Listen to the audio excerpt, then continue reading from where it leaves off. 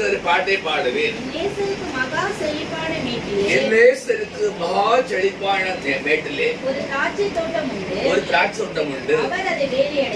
போதும், கண்களை மூடும். எல்லாரும் அப்படி ஜெபம் பண்ணுவோம். ஒரு நிமிஷம் எழுதி நிற்போமா? ஹல்லேலூயா. எல்லாரும் அப்படிதான் சொல்றோம்.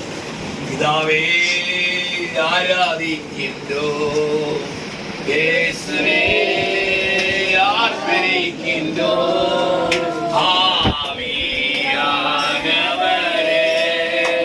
அன்பு செய்கின்றோம். கைத்தட்டி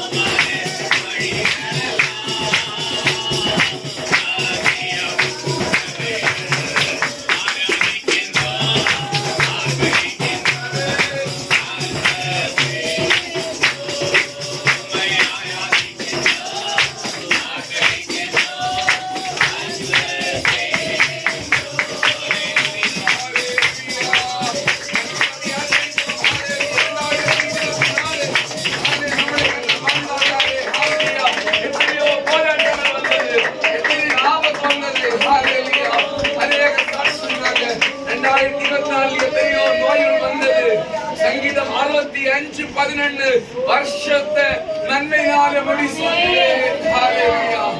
இன்னைக்கு ஒரு நாள் கூட முடிஞ்சா 48 மணிக்குள்ள இருக்குது. அவங்களுடைய பிள்ளைகளை எத்தனை பேர் இந்த உலகத்துல வாழ வேண்டும் இறந்து போனாங்க. கர்த்தர்களை பாதுகாத்தாரு. எல்லாரும் கல்யாண கட்டம் செலுத்துவோமா?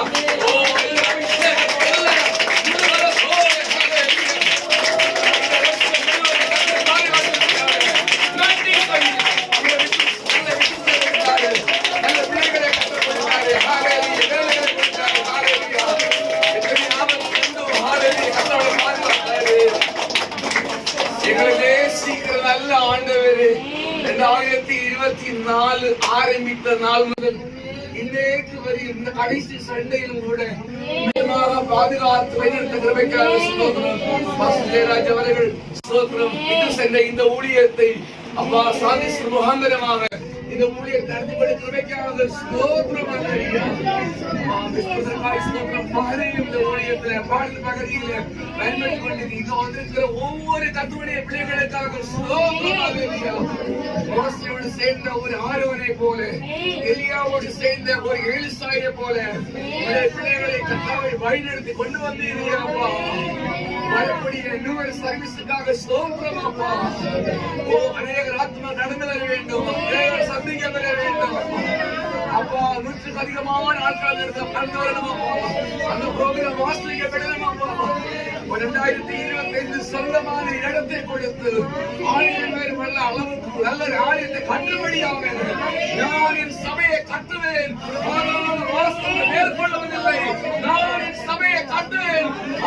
வாசல் மேற்கொள்ள சொல்ல கர்த்தாவே. இந்த உலகத்தில் நாங்கள் வாழ்ந்து இப்படி ஊழியம் செய்கிறார்கள். இன்றைக்கு எங்களுக்கு கர்த்தர் பேச வர வார்த்தைக்காக இயேசு நாமத்தில் நல்ல பிதாவே. ஹல்லேலூயா, ஹல்லேலூயா, ஹல்லேலூயா. இந்த உலகத்தை விட்டு போனாங்க, ஆனா நான் நிர்மலா இருக்கிறது கர்த்தருடைய சுத்த கிருபையா இருக்கிறது. ஹல்லேலூயா. உங்களுக்காக ஜெபிக்கிற ஊழியக்காரர்கள் இருக்கிறார்கள், உங்களுக்காக ஜெபிக்கிற ஸ்தோத்திரம். நீங்கள் உறங்கும் போது உடனே ஜெபிக்கிற கர்த்தருடைய ஜாஸ்தி இருக்கிறாங்க. ஹல்லேலூயா.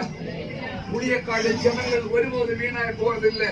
நிச்சயமாக ஆலயத்துல வரக்கூடிய புது வருஷத்துக்கு நாம் தீர்மானம் எடுத்து ஒவ்வொரு சண்டையும் நாம் மீட்டிங் வருவோம், பாஸ்டிங் வருவோம். ஸ்தோத்திரம். ஆலயத்துக்கு வரும்போது நிச்சயமாகவே நம்முடைய காரியங்களும் ஜனங்களும் எல்லாம் அவர் ஏற்றெடுத்து தேவையை சந்திக்கிறதா இருப்பார். இன்னைக்கு நான் வாசித்த வசனத்தை வாசிக்கும் போது இப்பொழுது நான் என் நேசரின் அவருக்கு நேசரிடத்தில் அவருடைய திராட்சை தோட்டத்திற்கு ஒரு வசனம் வாசிப்போம். அதை வாசிப்போம். நேசருக்கு ஏற்ற ஒரு பாட்டை பாடுவேன். பாருங்க, பழைய பாட்டு காலத்திலும் புதிய பாட்டு காலத்திலும் திராட்சை தோட்டம் என்று சொல்லப்பட்டிருக்கிறது. அது சொல்லுகிறது ஸ்தோத்திரம், அது தேவனுடைய சபையை குறித்து சொல்லப்பட்டிருக்கிறது. ஆனா ஸ்தோத்திரம், பழைய பாட்டுல மாபெரும் பெரிய ஒரு திருத்ததரிசி தான், இஸ்ரவேலில் சிறந்த ஒரு திருத்ததரிசி தான் ஏசியா திருத்ததரிசி.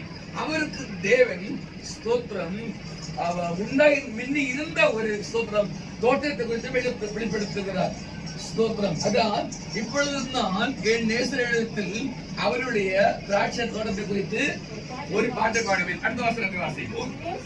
என் நேசருக்கு மகா செழிப்பான மேட்டிலே ஒரு திராட்சை தோட்டம் உண்டு,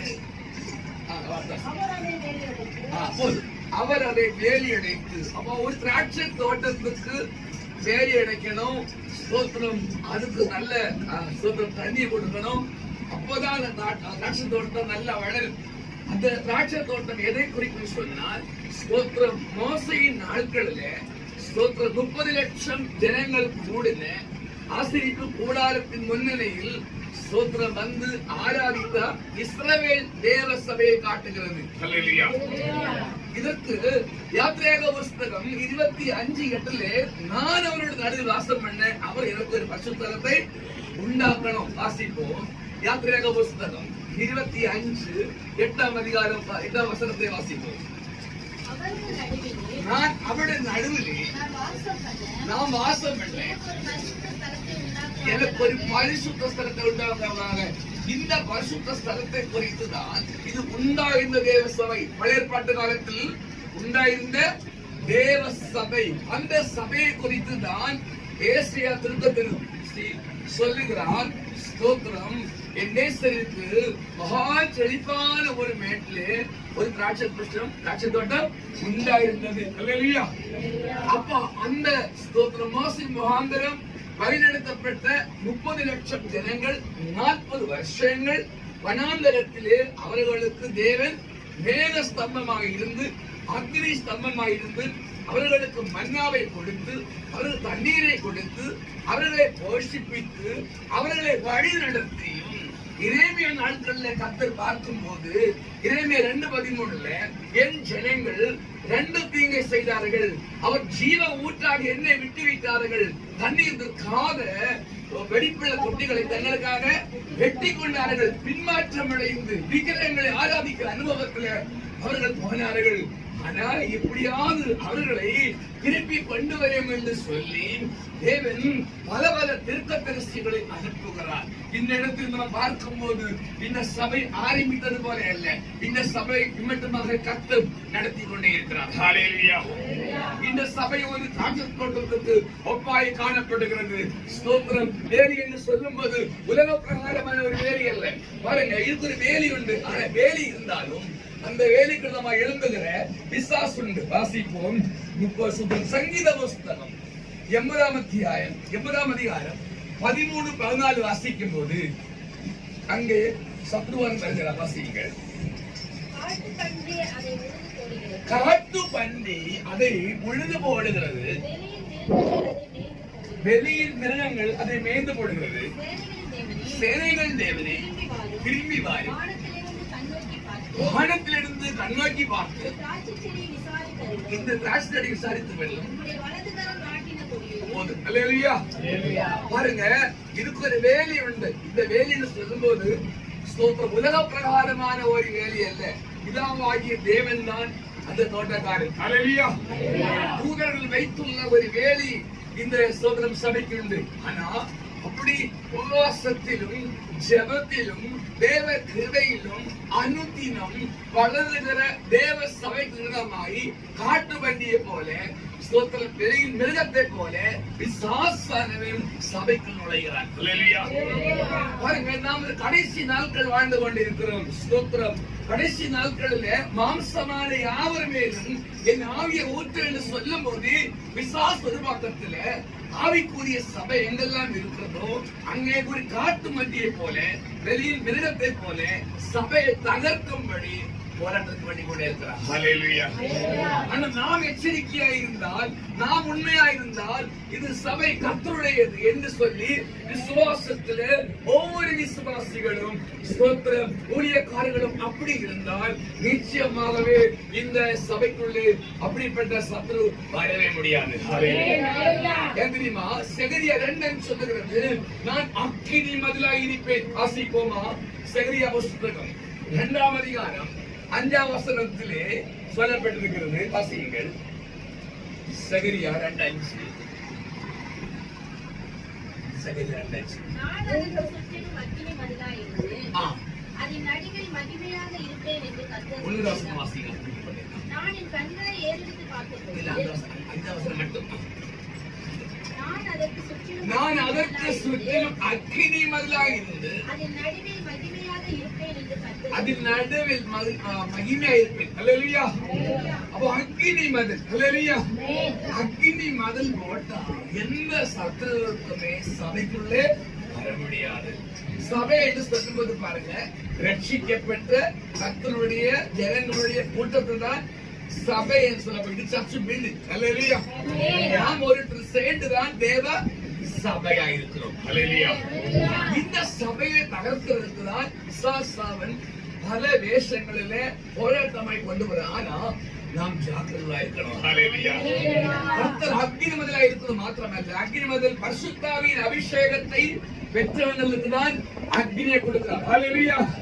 பரிசுத்தாவியை பெற்று அந்நிய பாஷையிலே பேசுற கர்த்தருடைய பிள்ளையே, உங்களுடைய நாவில் ஒரு அக்னி இருக்கிறது. ஹல்லேலூயா. உங்களுடைய கரங்கள்ல ஒரு அக்னி இருக்கிறது. உங்களுடைய கண்களில் அக்னி இருக்கிறது. பிசாசு நம்மளை 2024 அழிக்க பார்த்தால் அழிக்க தெரியுமா? உங்களுக்கு கர்த்தர் ஒரு அக்னியை வைத்திருக்கிறார். ஹல்லேலூயா. பரிசுத்தாவின் நல்ல வைத்திருக்கிறார். நீங்கள் போகும்போது அந்த அக்னியை பாதுகாக்கிறது. அது அக்னி ஸ்தம்பம் என்று பலர் பிரார்த்தனை கொடுக்கிறது. அது மாத்திரமல்ல, நான் அதில் மகிமையா இருப்பேன். ஹல்லேலூயா. நம்முடைய சபைக்குள்ள யார் இருப்பாரா? தேவனாகிய கர்த்தர் மகிமையா இருப்பாரு. ஹல்லேலூயா. தேவனாகிய கர்த்தர் மகிமையா இருக்கிற சபை மகிமையா இருக்கும். ஹல்லேலூயா. அந்த ஜெபம் ஆஸ்வதிக்கப்படும். அங்கே சண்டே ஸ்கூல் மினிஸ்ட்ரி வளரும். பெண்கள் ஐக்கியம், ஸ்தோத்திரம், ஊழியங்கள் வரும். ஸ்தோத்திரம், இந்த சகோதரர்கள் ஐக்கியத்தோடு ஜெபிப்பாங்க. அப்படிப்பட்ட ஜெபங்கள் இந்த சபையில் நடக்கணும். ஹல்லேலூயா. புது வருஷத்துல ஒரு அரை மணிக்கூர் நேரம் ஸ்தோத்திரம் நீங்கள் அதிகாலையிலோ சாயங்காலத்திலேயோ சபைக்கு வேண்டி ஜெபித்து பாருங்க. ஹல்லேலூயா. பிரசங்கம் என்று மாத்திரமல்ல கர்த்தருடைய பிள்ளைகளே, ஜெபிக்கிறது ஸ்தோத்திரம் அது ஊழியமா இருக்கிறது. ஹல்லேலூயா. நீங்க பக்கத்துல 5 வீட பேர சொல்லி ஜெபம் பண்ணுங்க. அவள் எவ்வளவு ஹிந்துவா இருந்தாலும் முஸ்லீமா இருந்தாலும் அடுத்த வருஷத்துல வருவாங்க. ஹல்லேலூயா. பிசாசுடைய பிடிகள் இருக்கிறது சத்துருடைய கிரிகளை அது அழிக்கப்படணும். காட்டு வெற்றியை போல இருக்கிற பிசாசையும் கத்துகிறார். சேனையின் தேவனாகிய கர்த்தாவே திரும்பி வரும் வானத்திலிருந்து கண்ணோக்கி வாசிப்போமா? அந்த 14 வசனம் சங்கீத புஸ்தகம் 80-14 வாசிப்போம். 80 சங்கீதம் 14 வசனம் மட்டும். சேனையின் தேவனாகிய சேனைகளின் தேவனே திரும்பி வாரும் வானத்திலிருந்து கண்ணோக்கி பார்த்து திராட்சை செடியை விசாரித்தருளும். ஹல்லேலூயா.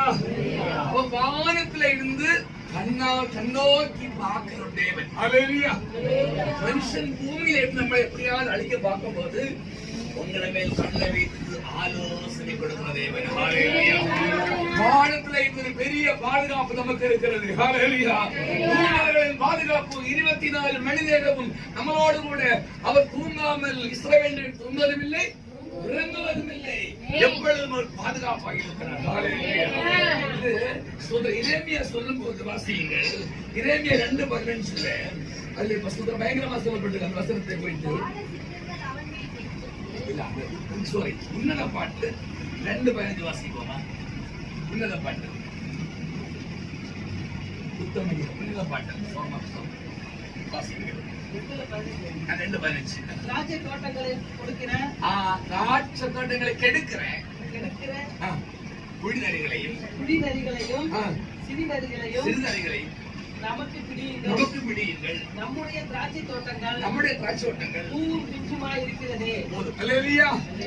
குடிநதிகள் நரிநதிகள்ல அந்த நரி இரவெல்லாம் நடமாடும். ஹல்லேலூயா.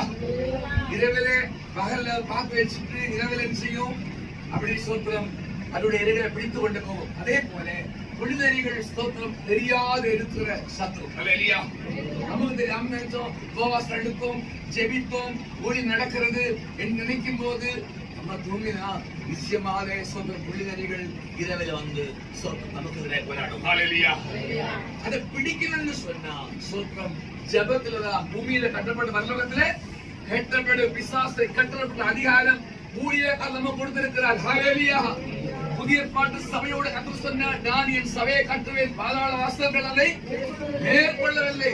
பாதாள வாசலாகிய பிசாசுடைய சக்திகள் ஸ்தோத்திரம் சிறுநரிகளை போல ஸ்தோத்திரம் வந்து கொண்டிருக்கும் போது அதை தடுத்து நிறுத்த வேண்டும் சொன்னால் ஜெபத்தினாலே மாத்திரமே முடியும். ஹல்லேலூயா.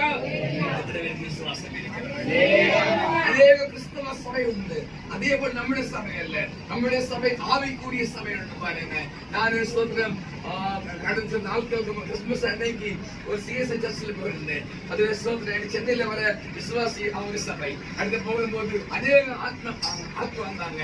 அங்க ஸ்தோத்திரம் கலிப்பு ஞானஸ்தானம் குழந்தைகள் கொடுத்தாங்க. நான் அவங்க சொன்னேன் ஸ்தோத்திரம் இது வந்து அதே ஒருபோது கொடுக்க கூடாது. ஹல்லேலூயா. முழுக்க ஞானஸ்தானம் தான் சரியான ஞானஸ்நானம்.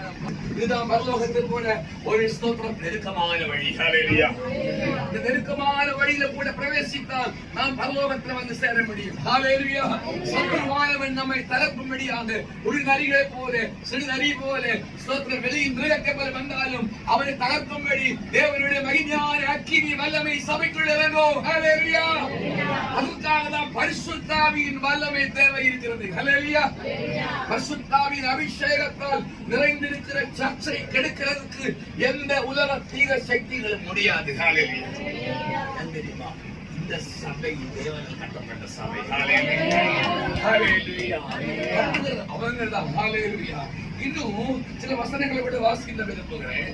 யோவான் சுவிசேஷத்துல வாசிக்கும் போது 15ஆம் அதிகாரம் 1-2 வாசிக்கும் போது அதுவே இயேசு சொல்லுகிறார். வாசிகள் யோவான் சுவிசேஷம், நான் மெய்யான திராட்சை செடி, என் பிதா திராட்சை தோட்டக்காரர், என்னில் கனி கொடுக்காத கொடி எதுவோ அதை அறுத்து போடுகிறார். கனி கொடுக்கிற கொடி எதுவோ கொடுக்கும்படி அதை சுத்தம் பண்ணினார். அல்லேலூயா. அப்போ சபைக்குள்ளே கனி கொடுக்கிற ஸ்தோத்திரம் இருக்கு. அப்படி உங்களோட வாசிக்க சிஸ்டர். நான் மெய்யான திராட்சை செடி, நான் மெய்யான திராட்சை செடி, என் பிதா திராட்சை தோட்டக்காரர், என் பிதா திராட்சை தோட்டக்காரன், என்னை கனிவிடாதிருக்கிற கொடி எதுவோ, கனி கொடுக்கிற கொடியும் உண்டு, கனி கொடுக்காத கொடியும் உண்டு. அல்லேலூயா. அப்போ ரெண்டும் சபைக்குள்ள உண்டு. அல்லேலூயா. நாம் எப்படி இருக்கணுமா? கனி கொடுக்கலாய் மாற வேண்டும். அல்லேலூயா. நல்ல ஒரு திருத்தரிசியா இருந்தால் அது முகாந்திரமாய் சபைக்கு கனி கொடுக்க முடியும். அல்லேலூயா. 10 பிள்ளைகளை சண்டே ஸ்கூல்ல கொண்டு வந்து நடத்துகிற ஒரு சண்டே ஸ்கூல் டீச்சரா இருந்தா அது முகாந்திரமாய் சொந்தம் கனி கொடுக்க முடியும். அல்லேலூயா. வேற ஒண்ணு செய்யாவிட்டால் இந்த சபைக்காக ஜெபிக்க முடியுமா? அது ஒரு கனிதான். அல்லேலூயா. இந்த ஊழியத்துக்கு கொடுத்து அது கனிதான். அப்படி சொல்ற பல்வேறு நிலையிலே சபை தாங்க முடியும். அல்லேலூயா.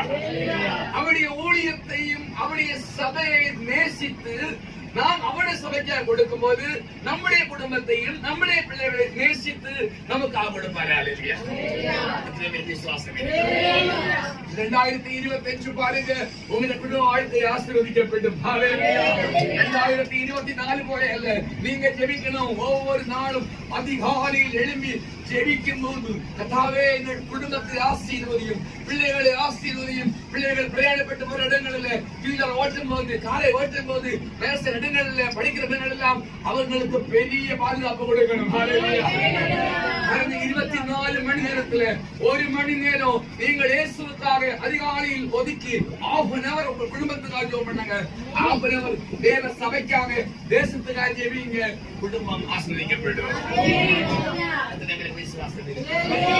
ஹalleluya. நான் 2 மணி 3 மணி எல்லாம் சோதரம் பாடல்களை பாடி துதித்து ஜெபிக்கிறாங்களா உங்களை மன்னிக்கிறேன். ஹalleluya. உங்களை போல அநேக ஊழியக்காரடி ஜெபங்கள், சபையுடைய விசுவாசத்தை ஜெபங்கள் உண்டு.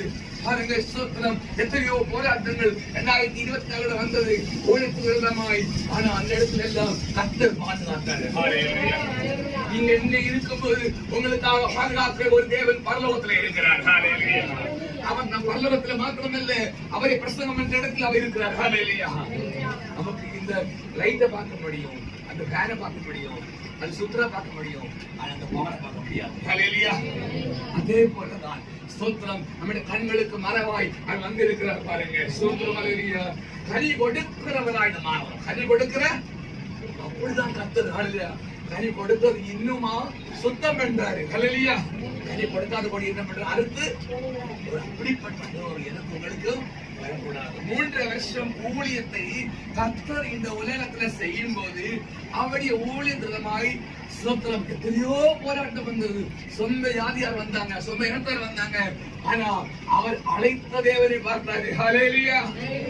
அழைத்தவர் உண்மையுள்ளவர், என்னை இந்த உலகத்துக்கு அழைத்தவர், எதுக்காக அழைத்தார் என்று சொல்லி 30வது வயசுல ஞானஸ்நானம் எடுக்கும் போது சோத்திரம் பரலோகம் திறக்கப்பட்டது. பரிசுத்த ஆவியானவர் அவன் பிராபல இறங்கினார். இவன் என்னுடைய தேசகுமார், இவனுக்கு செவி கொடுங்கள். ஹalleluya. 30வது வயசு வரைக்கும் அவர் எருசலேம் தேவாலயத்தில் போகும்போது இவன் யோசேப்புடைய மகன் இல்லையா என்று சொல்லி தச்சனுடைய மகன் என்று சொல்லி கேள்வி பண்ணாங்க. ஆனா ஒரு நாள் வந்தது, பரலோகம் திறக்கப்பட்டது. ஞானஸ்நானம் எடுத்த போது அவருக்காக பரலோகம் திறக்கப்பட்டது. ஹalleluya. என்னுடைய பிள்ளையே, நீயும் நானும் ஞானஸ்நானம் எடுத்த போது எங்களுக்காக அழைக்கப்பட்ட பரலோகம் திறக்கப்பட்டது. ஹalleluya. பரிசுத்த ஆவியானவர் இறங்கினார். இவர் என்னுடைய